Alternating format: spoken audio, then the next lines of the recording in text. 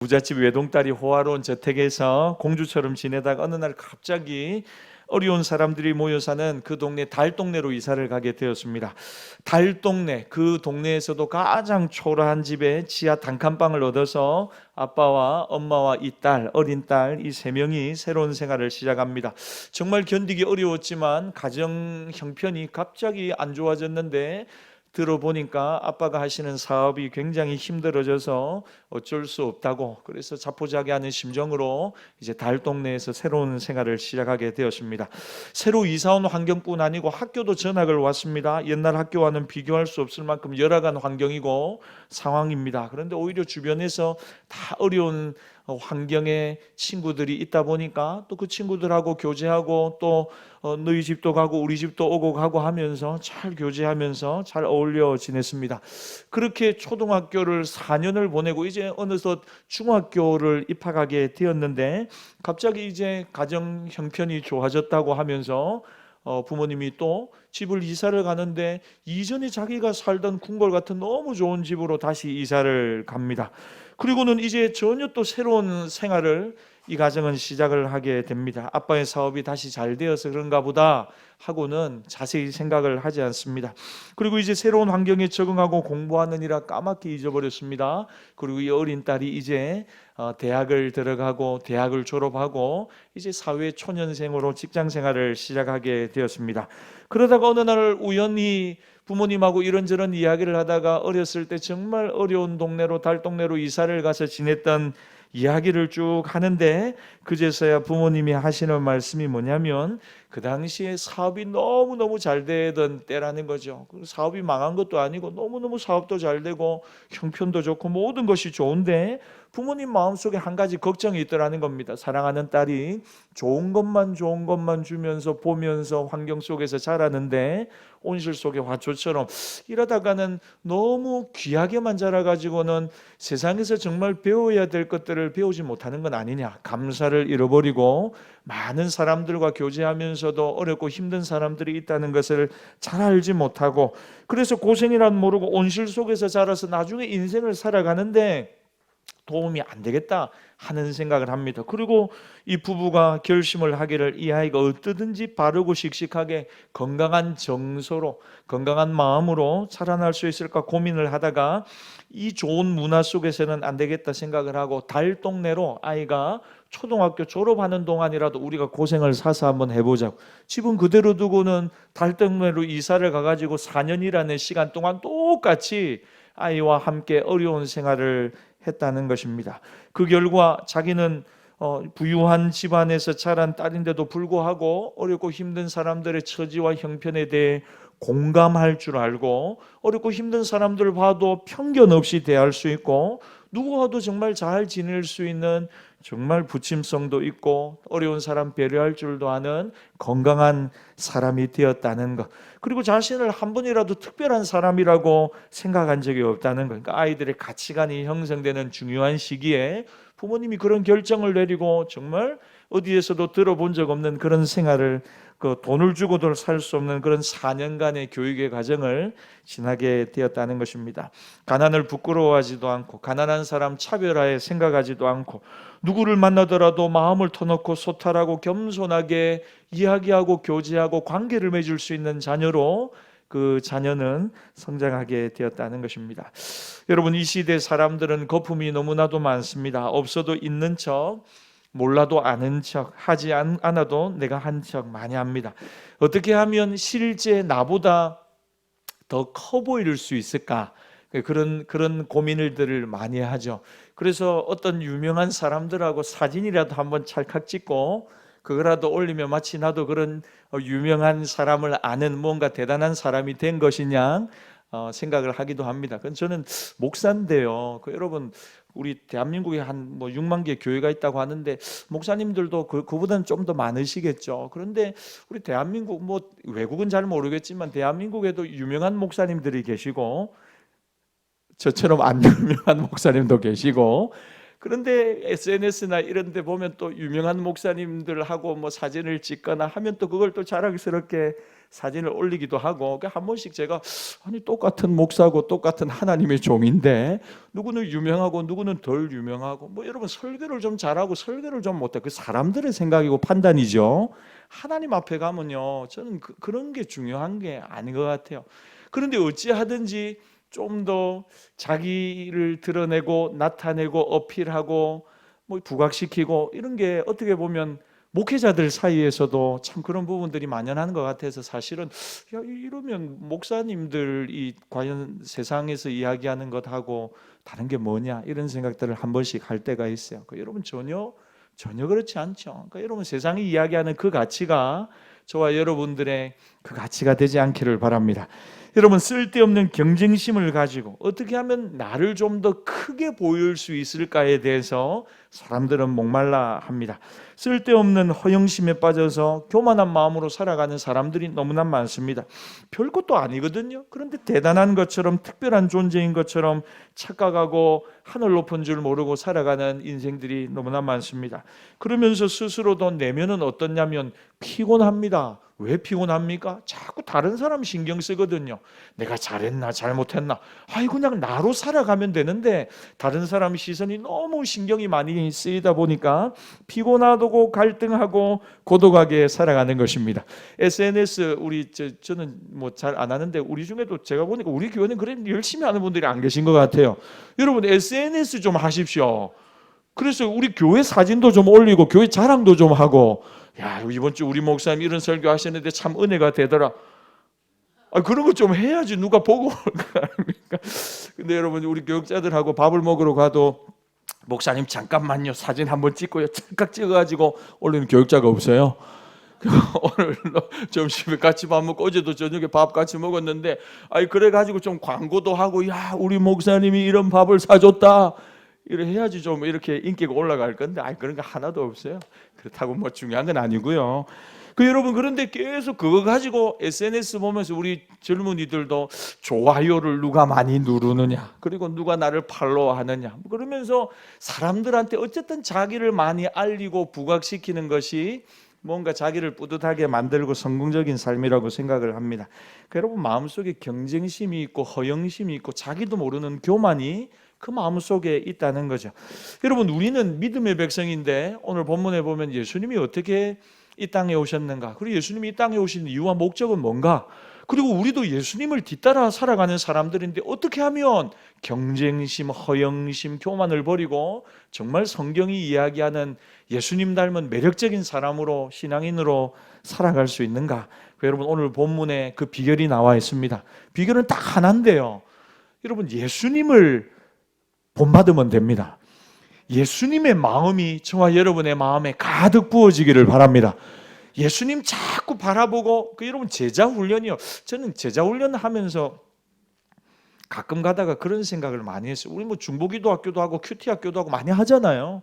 앞으로도 더 많은 학교들을 만들려고 하는데 뭐 예배 학교를 하든지 뭐 하잖아요. 그런데 중요한 거는 예수님은 그런 학교를 하셨는가?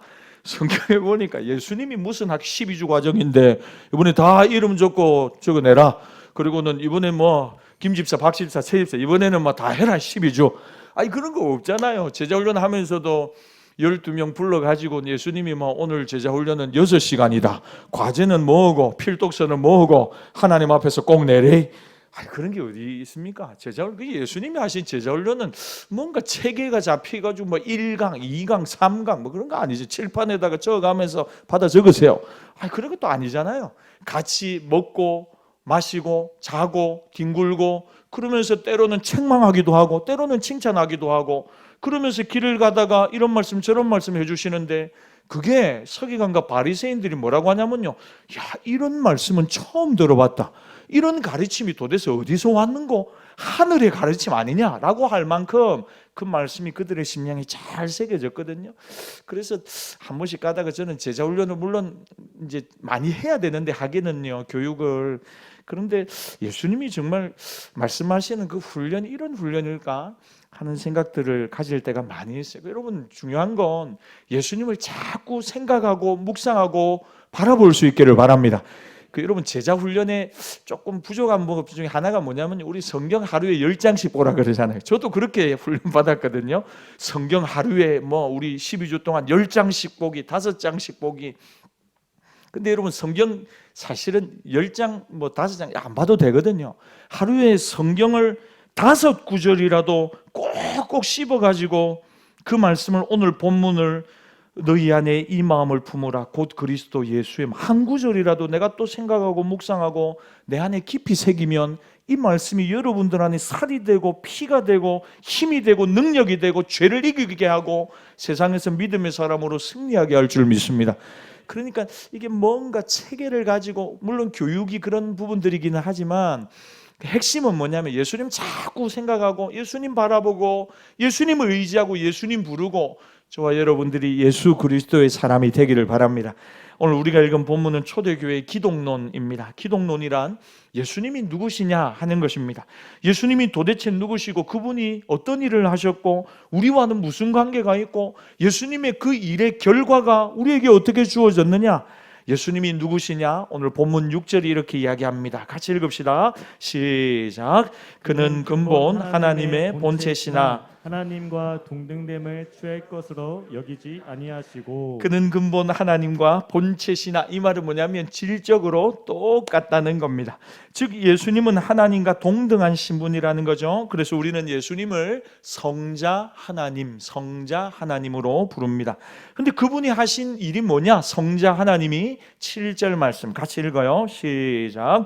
오히려 자기를 비워 종의 형체를 가지사 사람들과 같이 되셨고. 자기를 비웠다, 헬라어로 에케노센이라는 단어인데 자기를 깨끗하게 비웠다. 여러분 이 단어가 사실은 기독론의 핵심입니다. 예수님은 무엇을 비우셨는가? 자기 자신이 하나님이심을 비우셨어요. 즉 하나님 되기를 포기하셨어요. 하나님 되심을 버리셨다. 가장 많은 것, 가장 높은 것, 가장 고귀한 가치를 버리셨어요. 하나님의 능력 버리시고 하나님의 권세를 버리시고 하나님의 놀라운 위엄을 다 버리시고 가장 낮고 천한 자리에 무능력하고 무기력한 모습으로 이 땅에 오셨다는 거예요. 그게 자기를 비웠다는 겁니다. 자기 자신의 의견과 판단까지도 예수님은 깨끗하게 포기하세요. 그래서 무능해지고 어리석어지고 마치 바보처럼 십자가에 매달렸을 때 밑에 있는 로마 군인이 뭐라고 합니까? 당신이 정말 하나님이 보내신 그 선지자 메시아라면 거기서 한번 내려와 봐라. 여러분 여기서 질문, 예수님이 십자가 위에서 못 박히신 그 상태에서 내려올 수가 있었을까요? 없었을까요? 그분은, 예수님은 지금이라도 한마디 말씀만 하면 12영이나 더 되는 하늘의 천군과 천사를 완전 동원해가지고 어떻게 해요? 로마를 완전히 쓸어버릴 수 있는 힘과 능력을 가지고 계신 분이세요. 하늘과 땅의 모든 권세를 가지고 계셨어요. 그런데 예수님이 십자가에서 우리에게 보여주신 모습은 뭐냐면 무능력해 보이고 마치 바보처럼 아무것도 하지 못하는 것이냐, 그냥 십자가에서 모진 채찍과 고통을 당하시며 십자가에 그저 죽어버리셨어요. 그 말이 뭐냐? 텅텅 자기를 비웠다는 겁니다. 깨끗하게 자기 안에 있는 하나님의 능력과 권세와 위엄을 다 내려놓았다는 거죠. 본질적으로는 하나님과 동일하세요. 그런데 진짜 종이 되셨다는 겁니다. 할렐루야. 예수님이 폼만 잡고 쇼한 게 아니고 그걸 다 포기해버렸다는 겁니다. 정말 마음 깊은 곳에 종이 되셨어요. 사람들과 같이 되셨어요. 겉모습은 사람과 똑같지만 본질은 하나님이신데 그 진짜 하나님이 진짜 종이 되어서 사람의 몸을 입고 이 땅에 내려오셨다는 겁니다. 그런데 이것이 끝이 아니죠. 종으로 오셔서 가장 비참하고 가장 초라하게 십자가에 못 박혀 죽으십니다. 왜 예수님이 십자가에 죽으셨는가? 딱 하나입니다. 딱 하나. 하나님의 뜻이기 때문입니다. 예수님이 왜 십자가에 죽으셨다고? 자기의 모든 걸 비워버리고 종으로 오셔서 하나님의 뜻, 성부 하나님의 뜻에 완전히 순종하시는 것입니다. 여러분, 십자가는 하나님의 공의와 사랑이 충돌하는 장소입니다. 그곳에서 예수님이 자기의 몸을 버리시며 죽음을 통해 하나님의 공의도 이루시고 하나님의 사랑도 우리에게 분명히 보여주셨습니다. 여러분, 많은 분들이 가끔가다 대화하면 이야기합니다. 목사님, 저 이제 마음 완전히 비웠습니다.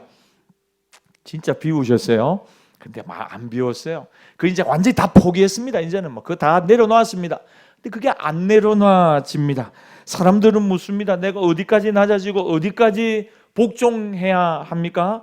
오늘 본문은 이야기합니다. 예수님처럼 죽기까지 내려놓고 죽기까지 복종하라는 겁니다. 근데 사람들 그렇지 않죠. 신앙생활 하면서도 하나님 말씀대로 살겠다고 하면서도 나름대로의 선을 딱 가지고 있습니다. 하나님 여기까지는 내가 할 수 있지만 그 이상은 저는 어렵습니다. 여기까지입니다. 그 이상 만약에 말씀하시면 저는 하나님을 떠날 수밖에 없습니다. 자기 한계가 명백합니다. 그래서 여러분 온전한 순종하기가 굉장히 어렵습니다. 여러분 뭐 거창한 거 얘기할 필요도 없습니다. 딱 하나만 갖다 대면 순종 안 합니다. 뭐 갖다 대볼까요? 기분 나쁘면 기분 나쁘면 뭐 여러분들 다른 거 큰 거 없습니다. 뭐 큰 고난이 와도 순종하겠습니다. 그런 거 할 필요도 없고 기분 좋을 때는 다 하거든요. 근데 뭔가 여러분이 기분이 수틀리는 경우가 딱 벌어져요. 사람들과의 관계라든지 아니면 목사님 설교하는데 목사님 설교가 괜히 저를 찌르는 것 같고 기분 나빴습니다. 목사님 얼굴 표정이 기분 나빴습니다. 목사님 눈이 기분 나쁨. 여러분 제가 눈이 좀 작아서 그렇지 가까이 와서 보면 사슴눈 같습니다.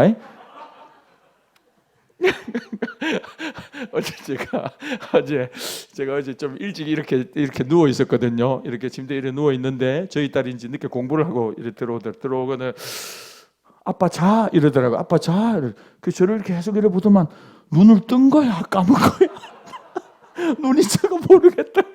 이래 와가지고 제 눈을 이래 보더라. 그 순간 눈을 팍 감았죠. 여러분 우리가요. 뭐 조금만 기분이 나쁘면 만사만 다 필요 없어요. 여러분 요즘 사람들의 특징이 뭔지 아면 신앙인들의 특징이 기분 나쁘면 천국도 안 갑니다. 기분 나쁘면 나 천국도 안 갈랍니다. 이러죠. 기분 나쁘면 교회도 안 가고 기분 나쁘면 뭐 하나님 말씀이 어디 있어요? 내 기분이 나쁘고 감정이 상했는데 감정이 상하는 순간 올수도입니다. 올수도. 그래가지고는 제대로 하나님 앞에 순종이 안 돼요. 내 생명 주님께 드려도 그 거짓말이 많아요. 왜냐하면 기분 나쁘고 감정 나쁘면 다 모든 것이 허탕으로 돌아가는데 뭐 그런 게 어디 있겠어요? 여러분 몸 좀 아프고 힘들면 또 그거 안 되는 거죠. 근데 여러분 오늘 예수님이 뭐라고 말씀합니까? 죽기까지 복종하시. 여러분 얼마나 할렐루야죠. 예수님이 얼마나 기분 나쁘셨을까? 하나님이신데 침을 뱉고 막 두들겨 패고 막 채찍을 하는데 온몸이 터져 나가고 기분으로 사람들이 손가락질하고 네가 정말 하나님의 아들이냐 하나님의 메시아냐 맞거든요. 그러면 하나님 쫙 하면서 쫙 더 이상 안 되겠다 하고는 쫙 공중부양 한 번 하시면서 두 번 도시고 하늘에서 딱 올라가시고 빛을 만방에 팍 비치시면서 천사들 쫙 내려와. 그런 걸 한 번씩 생각을 해보세요. 영화 같은. 그러면 얼마나 멋집니까? 그런데 우리 예수님이 어떻게 하세요? 죽기까지 복종하세요. 제가 순종이 아니고 복종이에요. 복종. 제가 설교하면서도요 단어 선택이 굉장히 어려워요. 왠지 압니까? 요즘 성도님들한테 복종이라고 하는 말을 쓰면 뭐 공산당이가 그런 게 어디 있노? 이러거든요. 그러니까 우리가 제가 주례 설교할 때도 아내들이여 남편에게 복종하라 이러거든요, 성경이. 그런데 그럼 아내들 아멘 안 해요? 순종 정도 하면 아멘 할까? 그러니까 여러분 우리가 정말 하나님 말씀을 말씀대로 묻기가 어려워요. 여러분 많은 사람들이 이게 안 돼 있어서 순종이 안 됩니다. 그러나 성경은 끝까지 복종하라고 합니다. 왜 그렇습니까? 여러분 복종할 때 내 안에 교만의 영이 깨어집니다. 할렐루야. 아멘 하기 싫어하는 그런 거 있죠. 찬양하고 기도하자고 할 때도 제가 좀 전에도 찬양을 하면서 참 도전과 은혜를 받았는데 수요일 날도 일어나라네요. 찬양을 하는데 좀 앉아서 찬양도 한 번씩 하지. 수요일도 막 일어나라고 하고 막 불을 내려달라고 하고 원래 수요일은 그런 날 아니잖아요. 근데 막 불을 내려달라고 금요일을 해야 될 걸 오늘 막 우리 김동준 선생님 다 하셨는데 은혜 다 받았어요. 너무 좋죠? 근데 여러분 이게 우리가 딱딱딱 부딪히는 게 있어요. 여러분 안 그렇습니까? 기도하기 싫을 때 있잖아요. 이렇게 꼭 소리를 내서 기도를 해야 되나? 손 들고 찬양하기 싫을 때 있어요. 그러니까 여러분들이요 뭐가 그냥 가만히 멈춰 있을 때가 있어요. 갈급한 마음으로 뛰어올 때도 있지만 잡잡한 마음으로 앉아 있을 때도 있거든요. 그때 순종하기가 싫은 거예요. 찬양하기도 싫고 어떻게 보면 예배 드릴 준비가 안 돼 있는 거예요. 할렐루야. 설교 맞춰야 될 것 같은데. 그러니까 여러분, 우리의 마음이 그럴 때도 어떻게 해요? 하나님, 나는 주님 앞에 완전히 복종합니다. 할렐루야. 오체투지라고 알죠? 오체투지. 완전히 뭐 눈, 코, 입, 온 오체를 바닥에 완전히 다 들이밀고 나는 없습니다. 완전히 복종, 완전히 항복. 저는 그런 걸 많이 예배에 들어오면서 하나님 앞에 내가 하나님 앞에 가져야 될 자세가 이거 아닌가? 하나님 앞에 예배하는 자세와 태도가. 여러분, 오늘 복종을 이야기하니까 순종의 공식을 한번 배워봅시다. 왜 우리가 순종하지 못하는가? 순종할 때 가장 문제가 되는, 걸림돌이 되는 게 뭐냐면요, 이 이해가 되어야 순종하겠다는 겁니다. 이해가. 근데 여러분, 왜 그러냐면요, 이 시대 모든 교육이 이성과 이해를 기반으로 해서 사람들을 결국은 끌고 가는 거거든요. 학교 교육도 마찬가지고요. 그러니까 여러분, 이해가 되면 순종하는 겁니다. 그러나 여러분, 성경은 전혀 반대를 이야기합니다. 믿음을 이야기합니다. 이해를 이야기하는 게 아니고 하나님의 말씀 앞에 아멘하며 믿음으로 나오라는 것입니다. 하나님이 어떤 분인지 이해하려고 하지 말고 그분 되심을 인정하며 아멘하며 나의 믿음으로 하나님 앞에 반응하라는 거죠. 여러분, 전혀 다른 차원이죠. 아브라함을 생각해 보십시오. 갈 바를 알지 못합니다. 어디로 갈지 모릅니다. 나 말씀하니까 예 하고는 가는 것입니다. 나보다 나를 더 잘 아는 하나님을 믿는 것입니다. 여러분, 우리 안에 그런 믿음이 부어지기를 바랍니다. 갈 바를 모릅니다. 그러나 분명한 것 하나, 하나님이 더 잘 아신다. 하나님이 말씀하시면 이건 확실하다, 완전하다. 하나님은 나보다 나를 더 잘 인도하신다. 내 앞에서 때로는 나를 인도하는 사람이 있지만 그 사람을 따라가는 게 아닙니다. 여러분, 이렇게 목회자가 앞에 있지만 목회자를 따라가는 게 아닙니다. 그에게 말씀하시는 하나님을 신뢰하는 것입니다. 그게 여러분, 사실은 우리 장로교 직분론의 핵심입니다. 하나님이 직분자를 세우셨습니다. 저 사람 못 믿을 것 같은데. 그런데 저 사람 뒤에 하나님이 계심을 믿는 것입니다. 그래서 그 직분을 가진 분들을 인정하며 하나님의 다스리심 안에서 순종하며 나가는 것입니다. 그때 하나님이 결국은 일하심을 드러내고 나타내는 것입니다. 여러분, 그러니 걱정하지 않습니다. 내가 믿고 바라보는 이는 사람이 아니고 신실하신 하나님이시기 때문에. 그러니까 여러분, 여기서 어떤 차이가 벌어지냐면 내가 이해돼야, 인식의 주체가 내가 아니고 하나님이세요. 그러니까 믿음의 순종이냐 아니면 냉철한 판단에 의한 지적인 동의가 있어야 순종할 수 있느냐, 이게 우리의 마음속에 어떤 영역에 있는가를 한번 여러분들이 생각해 보셔야 합니다. 여러분, 이 관점이 바뀌어야 합니다. 인간의 생각과 판단이 절대적인 게 아닙니다. 여러분, 이게 모순이죠. 내가 생각하고 내가 판단하고 내가 이해하는 게 그럼 100% 정확한가? 틀릴 때가 너무나 많이 있다는 것입니다. 내가 확실히 이해가 되면 고개를 끄덕이고 내가 옳다고 판단해야만 따라가고 내 마음이 움직여야 순종하겠다. 이전에 제가 청년들 지도할 때 전도사 시절에 늘 우리 청년들이 이제 그 예수전도단이라는 선교단체에서 훈련을 받은 친구들이 많이 있었거든요.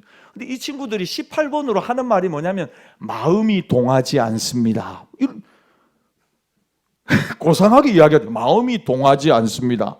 하나님이 그런 마음을 주시지 않습니다. 뭐 이런 이야기를 늘 하더라고요. 여러분, 제가 이야기를 들으면서 야, 이게 지 마음이냐 하나님이 주시는 마음이냐, 이게 지 마음이냐 지 감정이냐 아니면 하나님이 주시는 거냐. 여러분, 이게 굉장히 헷갈리죠. 거기서 자기가 자기를 속이면서 착각할 때가 많이 있어요. 인식의 주체가 다 자기입니다. 그래서 누군가가 나를 설득해야 되고 거기에 대해 내가 이해해야 되고 내가 그 과정을 판단하고 결과가 나오면 내가 순종하고 따라가겠다는 것.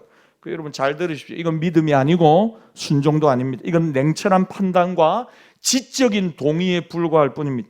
왜 이 시대 사람들이 순종하기 어렵느냐? 늘 이 교육을 받거든요. 이해되고 판단하고 계산해가지고 괜찮다 싶으면 따라가게 되어 있는 것입니다. 그러니까 여러분, 이해와 판단과 내 마음이 움직이면 순종하겠다는 거죠. 이건 나 중심의 이야기입니다. 이건 절대로 믿음이 아니죠. 이 관점이 변해야 됩니다. 그럼 어떻게 바뀌어야 합니까? 인간의 생각과 판단이 절대적이지 않다는 것, 정확한 것도 아니라는 거죠. 하나님이 아시고 판단하시고 명하시고 인도하시면 나는 믿음으로 그 길을 따라가리라. 여러분, 이것이 믿음의 길이고 순종의 길이고 복종의 길입니다. 또 하나는 우리는 순종의 대상이 중요합니다. 내가 누구에게 순종할 것이냐. 순종의 대상이 확정이 되면 그 내용이 크든 작든 따라가게 되어 있습니다. 내가 하나님을 따라가겠다고 순종의 대상을 결정하면 하나님이 큰 일을 시키든 작은 일을 시키든 따라가는 것입니다. 복종하는 것입니다. 그러므로 무엇에 순종해야 하는지 묻지 말고 누구에게 순종해야 되는가 하나님 앞에 물어야 합니다.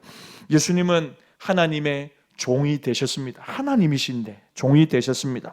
그리고 하나님이 십자가의 사명을 맡기니까 예수님은 그 십자가를 달게 받으시고 십자가의 죽음으로 복종을 완성하셨습니다. 예수님의 순종의 결과가 오늘 9절에 나옵니다. 같이 읽읍시다. 9절입니다. 시작. 이러므로 하나님이 그를 지극히 높여 모든 이름 위에 뛰어난 이름을 주사. 하나님이 예수님을 높이십니다. 그리고는 모든 이름 위에 뛰어난 이름을 주십니다. 철저히 복종하시는 예수님을, 그리고 만민으로 누구든지 그 예수 이름 앞에 무릎을 꿇게 하셨습니다.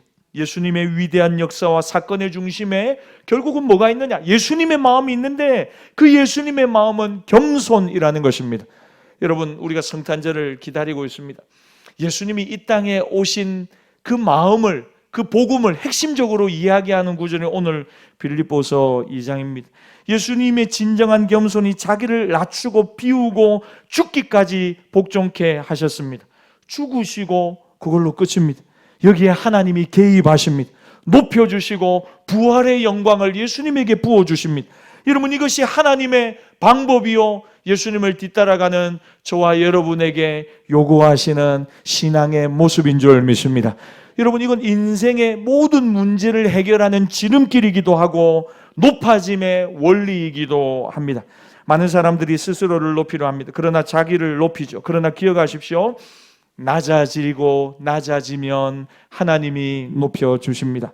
내가 나를 스스로 높이고 존경받게 만들려고 하면 시간이 지나면 지날수록 그렇게 되지 않고 점점 더 추해집니다. 내가 나를 높이려 하면 겉으로는 높아지는 것 같아도 속으로는 주변 사람들의 평가는 더욱 냉담해질 것입니다. 높아지는 방법은 단 하나입니다. 예수님의 마음을 가질 때, 그럴 때 겸손의 그를 하나님이 높여주시고 또 그때 하나님이 그를 통하여 일하시고 역사하는 것입니다. 여러분, 죽음 이외에는 부활의 방법이 없습니다. 진정 낮아지고 종으로 내려가면 나머지는 하나님이 일하시고 역사하는 것입니다. 여러분, 말씀을 정리합시다. 왜 다툼과 분란이 있고 알력이 있고 어려움이 있을까요? 그 뒤에는 필경 교만함이 있습니다. 문제 해결은 다른 데 있지 않습니다. 나를 낮추고 한 번 더 낮추고 내려놓으면 문제될 것이 없습니다. 하나님, 나는 아무것도 아닙니다. 나는 어리석습니다. 나는 부족합니다. 그런 자세가 있으면 사실은 대부분의 다툼과 분열은 해결될 수 있습니다. 그래서 오늘 본문이 이야기합니다. 이 마음을 품으십시오. 그리스도 예수님의 마음, 내 마음속에 예수님의 마음을 품어야 합니다. 여러분, 그래야 예수님을 닮아갑니다. 예수님의 말과 행동을 따라하라고 성경이 이야기하지 않습니다. 이 마음을 품으라고 이야기합니다. 판단과 행동이 마음에서 나오기 때문입니다. 그래서 이 마음 품으라고 하는 겁니다. 내 마음, 내 인격 가장 깊은 곳에 가장 낮아지신 예수님의 이 마음을 깊이 품으라는 것입니다. 세상 사람들은 절대로 교만을 이길 수 없습니다. 교만의 종으로 자기가 왕이 되어 살아갑니다. 여러분, 그러나 예수 믿는 우리는 얼마든지 겸손의 자리로 내려갈 수 있습니다. 그 겸손의 본을 우리 예수님이 보여주셨기 때문입니다. 왜 이리 세상이 복잡하고 시끄럽습니까? 나라도 가정도 교회도 교만함 때문입니다. 여러분, 나를 낮추고 한 번 더 낮추고 예수님 바라보고 예수님의 마음을 우리의 마음 깊이 새길 때 여러분, 성탄에 그 예수님의 사랑과 겸손과 그 완전한 복음이 저와 여러분의 마음을 가득 채워주실 줄 믿습니다. 오늘 본문이 말하듯 예수님의 마음으로 다시 한번 새롭게 일어나는 저와 여러분들이 되기를 예수님의 이름으로 축복합니다. 주시는 말씀을 가지고 시간 함께 기도합시다. 예수님의 오심, 성탄을 기다리고 있습니다. 우리가 이 주간에 꼭 해야 할 일이 바로 이것입니다. 예수님의 마음을 품는 것입니다. 나도 모르게 점점 더 우리를 크게 보이려고 하고 또 높은 곳으로 마음을 둘 때가 많이 있습니다. 여러분 증상 중에 하나가 뭐냐면 자꾸 마음이 상한다 그러죠. 마음 상하는 일이 여러분들 많습니까? 여러분 왜 마음이 자꾸 상하냐면요, 내 마음이 뭐 다른 이유도 있을 수 있지만 너무 높은 데 있어서 그렇진 않은가.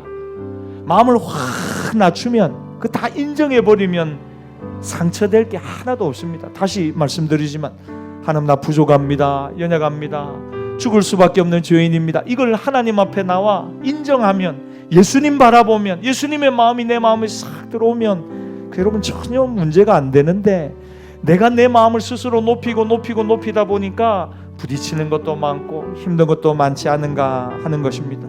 이 시간 한번 기도합시다. 예수님의 마음에 가득 채워 주십시오. 예수님의 마음으로 살아가게 해 주십시오. 그 겸손을 내 마음에 주십시오. 나도 모르게 교만한 마음으로 살아갈 때가 많습니다. 여러분, 교만한 마음 뭡니까?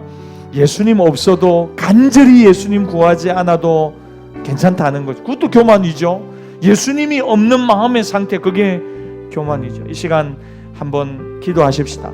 주님, 내가 있어야 될 내 마음의 자리로 돌아가게 해주시고, 다시 내 마음의 왕자의 주님을 모시고, 주님을 붙들고, 주님을 의지하고, 주님 사랑하며 살아가는 겸손한 주의 백성들 되게 하옵소서. 우리 주신 말씀 가지고 주여 한번 부르짖고 함께 기도하며 나갑시다.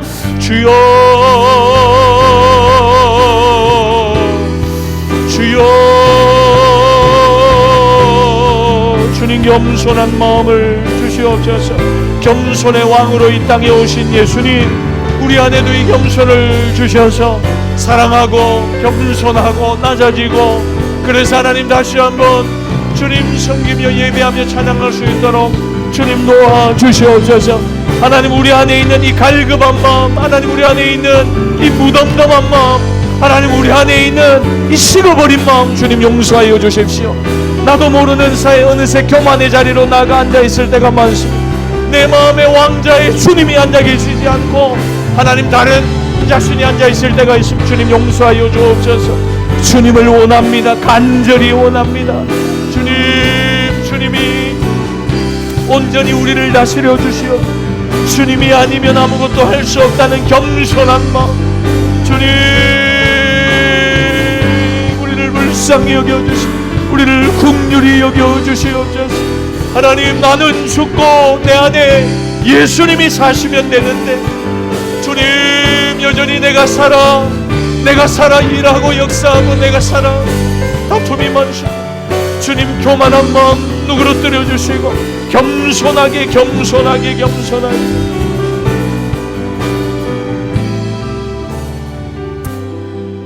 이 시간 한 번 더 기도하며 나갑시다. 여러분, 이제 우리 성탄절을 기다리고 있습니다. 우리에게 오신 예수님, 여러분, 예수님이 만약에 십자가에서 안 참으셨으면 우리가 어떻게 이 복음을, 은혜의 십자가의 복음을 누리고 살아가겠습니까? 예수님이 침묵하시고, 예수님이 오래 참으시고, 예수님이 다 비워가지고 다 내려놓으셨기 때문에 우리가 오늘 그 겸손의 열매로, 사랑의 열매로 하나님 자녀가 되었습니다. 이 시간 그렇게 한번 기도합시다. 예수님 감사합니다. 이 땅에 오신 예수님 감사합니다. 정말 감사합니다.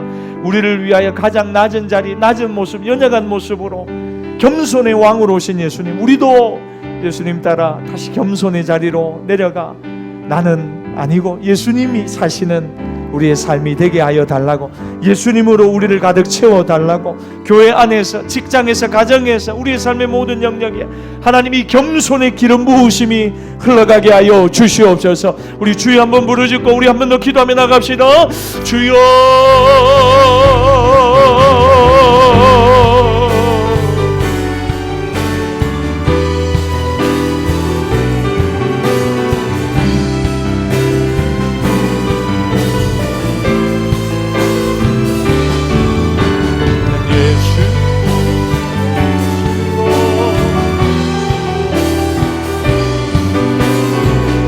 아버지,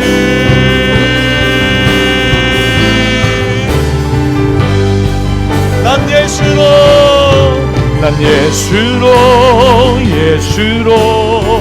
예수로 충만하네. 난 예수로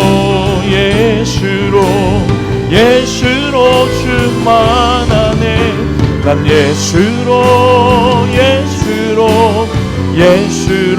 충만하네. 영원한 왕 내 안에 살아계신 난 예수로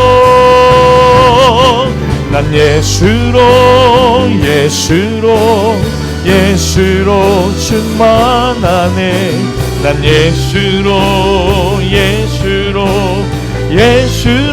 충만하네. 난 예수로 충만 영원한 왕 내 안에 살아계시네. 영원한 왕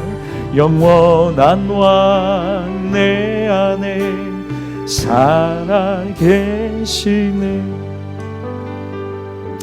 주님, 예수님이 우리의 영원한 왕이십니다. 그 예수님이 우리 안에 지금도 살아계신 줄 믿습니다.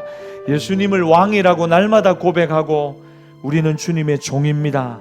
주님, 우리는 아무것도 아닙니다. 주님 때문에 우리가 호흡하고 오늘도 살아갑니다. 하나님, 우리가 이 사실을 하나님 정말 잊지 말게 하여 주시옵소서.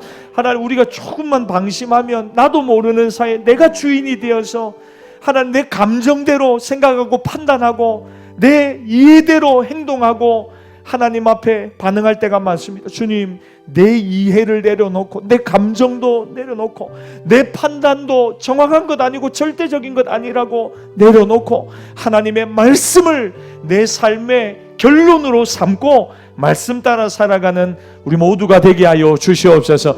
때때로 방황할 때도 있고 갈등할 때도 있고 고민할 때도 있지만 항상 하나님의 말씀을 결론으로 삼고 말씀 붙들고 순종하며 살아가는 우리 모두가 되게 하옵소서. 성탄절을 기다리고 있습니다. 다시 생각하고 또 다시 생각해도 이 땅의 가장 낮은 자리로 말구유에 또 가장 연약한 어린 아기의 모습으로 오신 예수님, 주님의 자기를 비우신 그 순종과 복종을 생각할 때 정신을 차리게 됩니다.